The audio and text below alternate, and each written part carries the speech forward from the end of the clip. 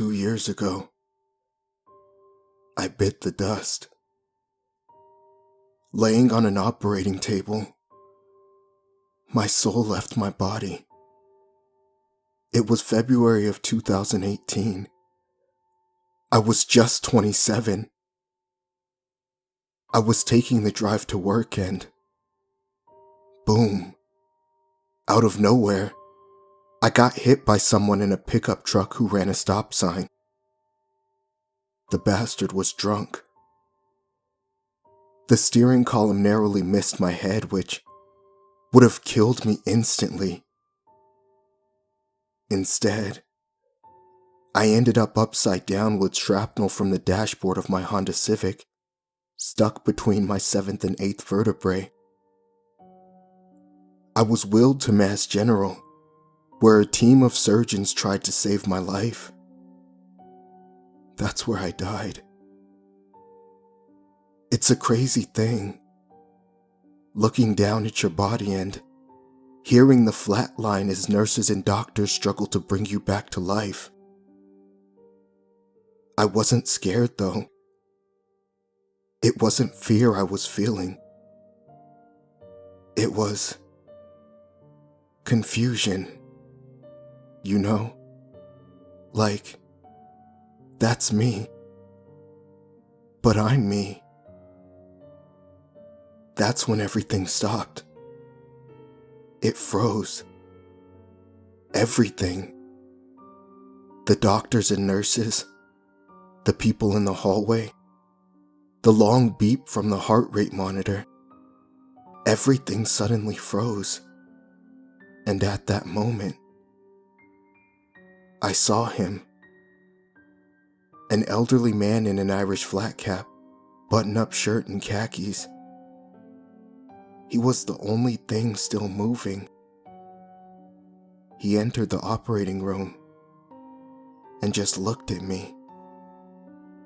He looked at me with the kind of understanding. I was still just so confused. He smiled slightly and opened his mouth to speak, but stopped to think for a moment. I fidgeted around waiting for him to just say something. The silence was so thick, and terror was finally beginning to set in on me.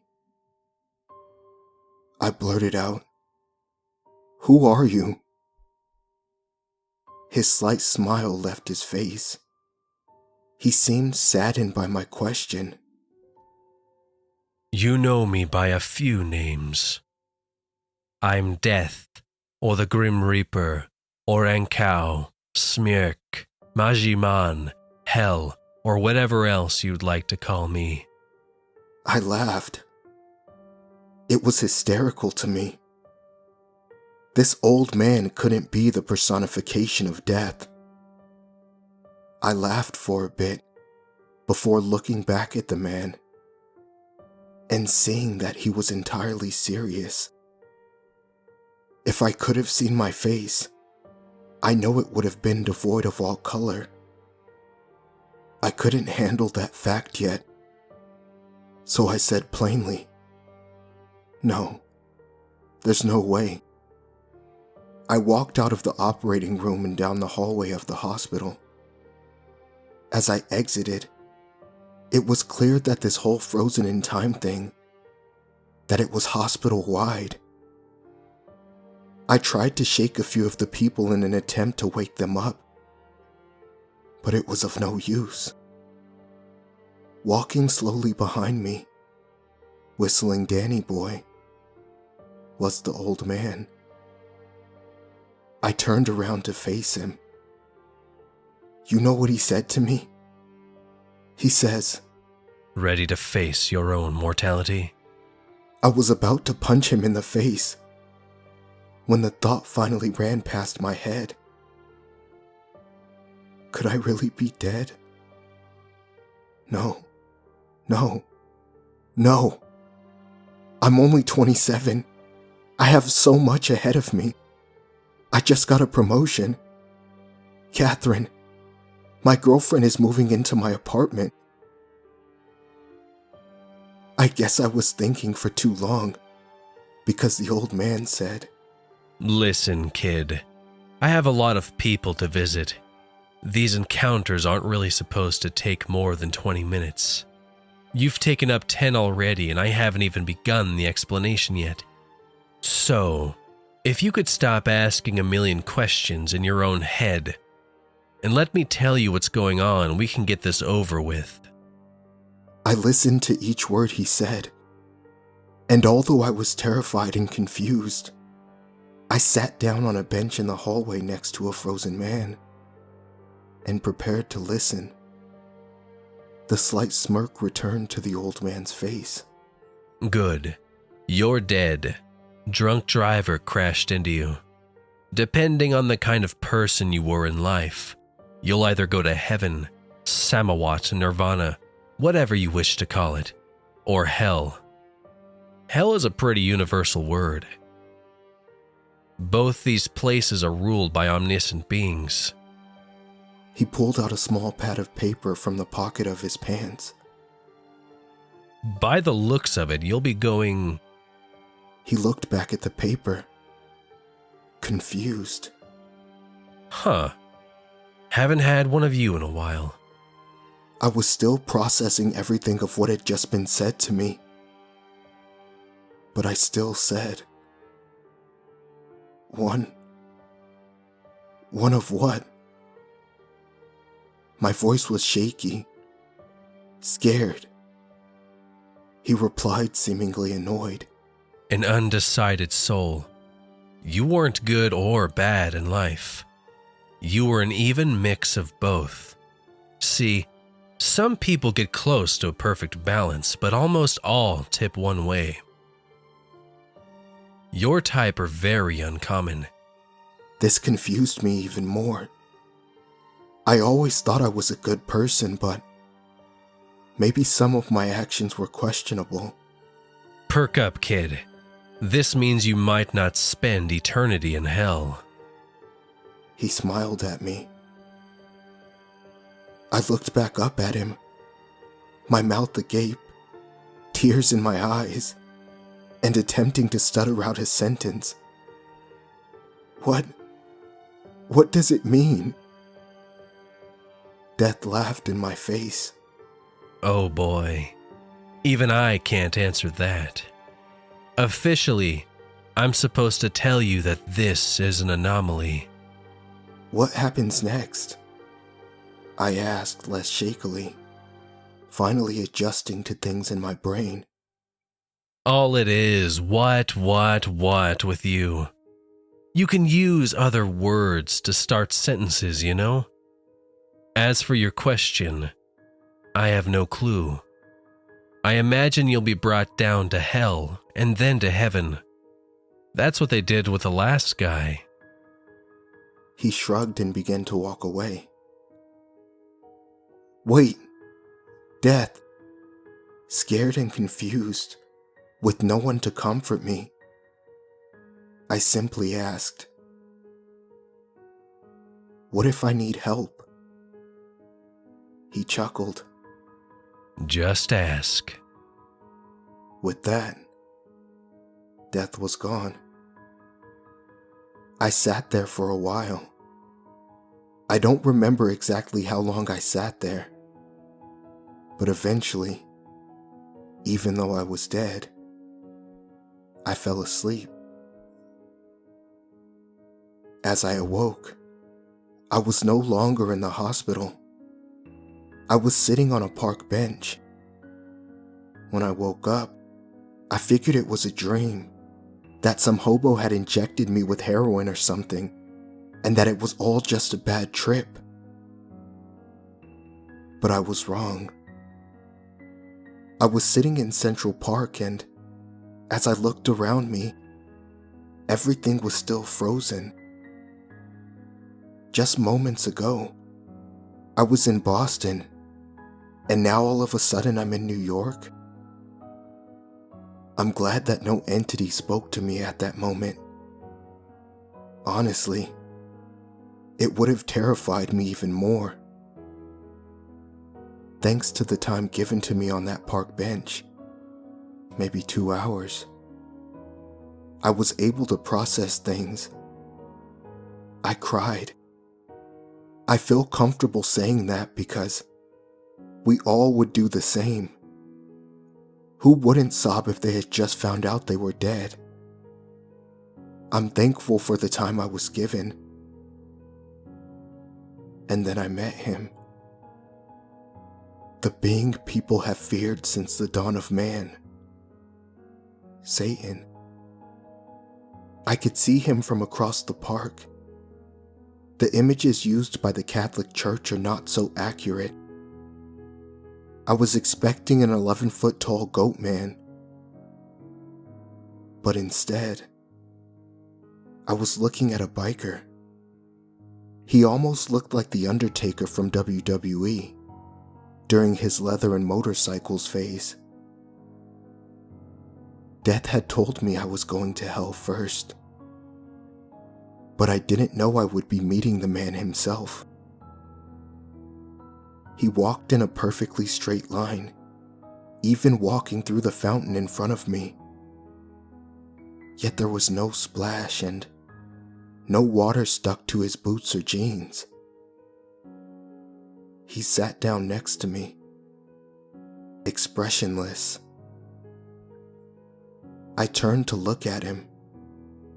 His beard was unkempt, but his hair was cut short and there was a bandana tied around his head. I decided to speak first. Are you God, or... He cut me off. The devil? Mr. Scratch? Yeah, that's me. His voice wasn't like Death's. It was inhumanly deep and as raspy as an 1800s mine worker. He carried his words, dragging them out longer than necessary. But for whatever reason, his speaking gave me a strange comfort and confidence.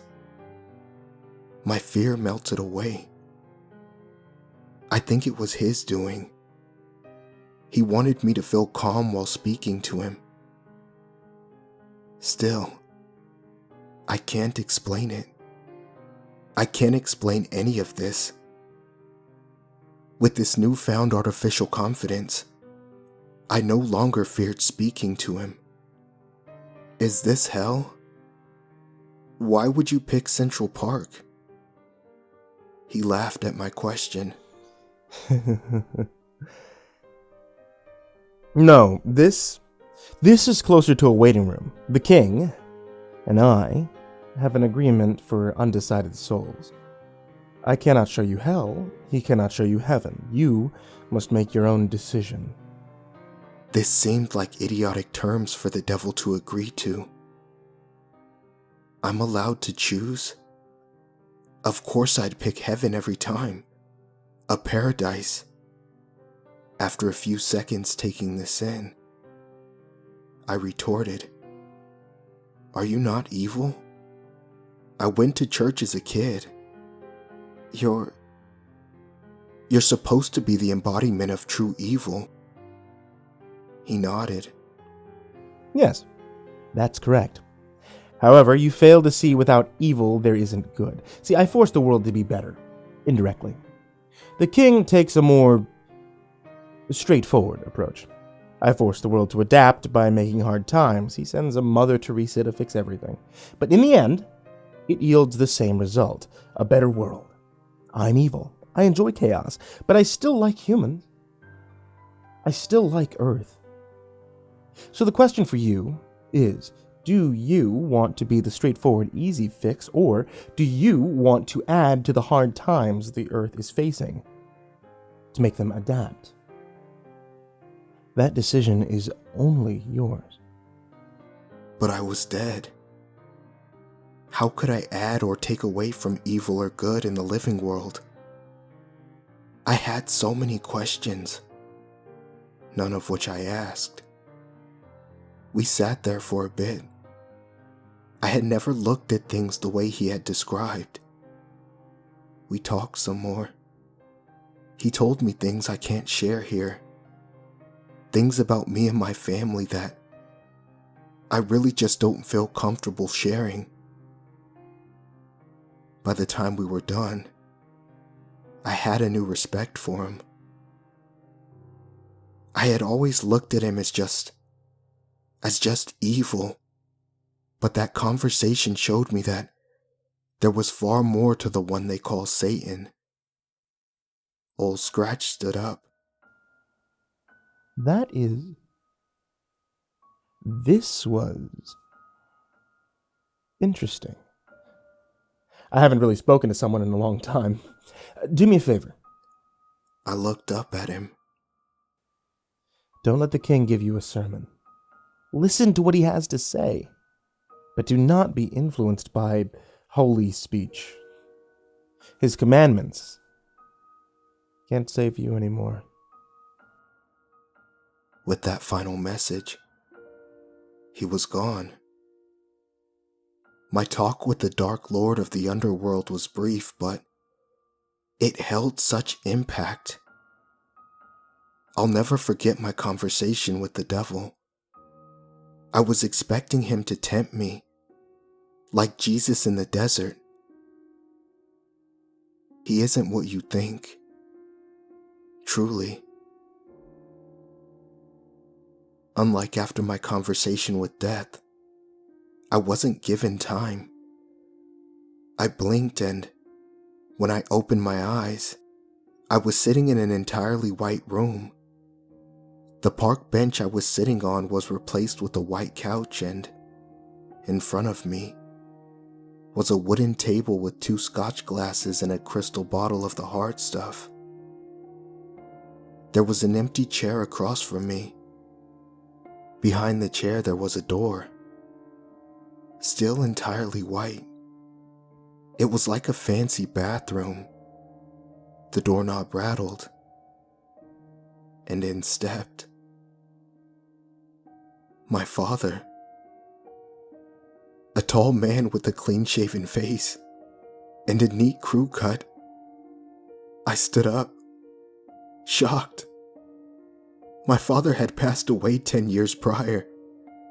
Tears began to stream down my face. Dad? He shook his head. This is going to be hard to explain. I don't know what form I am appearing to you in, so I apologize if it isn't what you were expecting. I am your creator, so subconsciously you see me as your physical creator. It's quite common, actually. There's no need to fear. He spoke in exactly my father's voice. You probably have lots of questions, so I'll get things out of the way. I am God. I am Allah. I am Yahweh. I am Ra, God of the sun. I am Odin, the All-Father. I am Zeus. I am Shiva. I am the universe. In many different countries, in many different times, I have been interpreted differently. None are incorrect in their belief of what I am. I am all. I am absolute. You spoke to it, I'm assuming. I hope you took everything he said with a grain of salt. We've been in a 6 million year long game of chess. He isn't to be trusted. I knew he was speaking about Satan. But still, I didn't talk. I was enamored by the fact that I was speaking to God who looked and sounded exactly like my father. A man I had buried 10 years before that moment. He sat in the chair for the first time and poured himself a drink. Usually, when there's a split-souled person, they are leaning one way by the time they get to me. But you are no closer to finding what you are at heart. May I ask why? I swallowed hard, feeling a lump get pushed down my throat. I can imagine. Being dead is extra tough for the first 30 seconds, especially when you're split-souled. I looked at him, confused. 30? I'm sorry, 30 seconds? I've been here for almost 4 hours now. Time is odd in purgatory, which is where you were. It moves and behaves strangely. Do you have any questions for me? I nodded yes. Is the Bible true? I had been debating myself with that question for years, and finally I could ask him that question. Every word of it. Same with the Quran and every holy text or mythology. It was true because they believed it. It existed because they believed it did, just not in exactly the way they thought. I shook my head no, and laughed slightly. That doesn't make any goddamn sense. I now see the irony in saying goddamn to God. It wouldn't. All right, kid, decision time. I'll leave you here to think. Just walk through that door when you're ready. He left through the door he told me to walk through. I sat there, alone. Would I fix the world with hard times or good deeds? What kind of person am I? With that thought, I remembered back to what Death had told me. If I need help, just ask. To an empty room, I said, I need help. I have no clue. I don't want to rot in hell, but I don't know what happens to me in heaven. I'm scared. For the 4th time that day, I broke down in tears. When suddenly, I felt a hand on my shoulder. I looked up and saw the face of the same old man who had greeted me in the hospital, still wearing the Irish flat cap, buttoned down in khakis. Death had answered my call. All right. Trouble deciding, eh? Well, I have a few words for you. For what is man? What has he got? If not himself, then he has not. Those are Frank Sinatra lyrics. I can't tell you what to do, but I can tell you to go with your gut. You won't regret it if you just make the decision. Good luck. My job is the same thing over and over, but you're different. Today was interesting. I'm rooting for you. He opened the door for me, and I looked at the black void in front of me. I stepped into it and found myself surrounded by darkness. It was so cold and so lonely, but then there was a light. I opened my eyes and I was lying on a hospital bed. I looked out the window and saw people walking down on the sidewalk below. A nurse entered my room and explained what had happened. That I died in surgery, but they managed to revive me. That I'd been in a medically induced coma for 2 days. She explained that I could regain most of my motor function with physical therapy. She called it a miracle. I went through a lot of therapy, and my therapist, she says that it was a dream during my coma. I don't think so. I made my decision, and my decision was uncertainty. I imagine the next time I die will be my last. I just hope that I made enough decisions in life to tip the scale one way. To this day, I know they're up there, playing chess, never winning, never losing. It will never end. I don't fear death anymore. He's an old friend.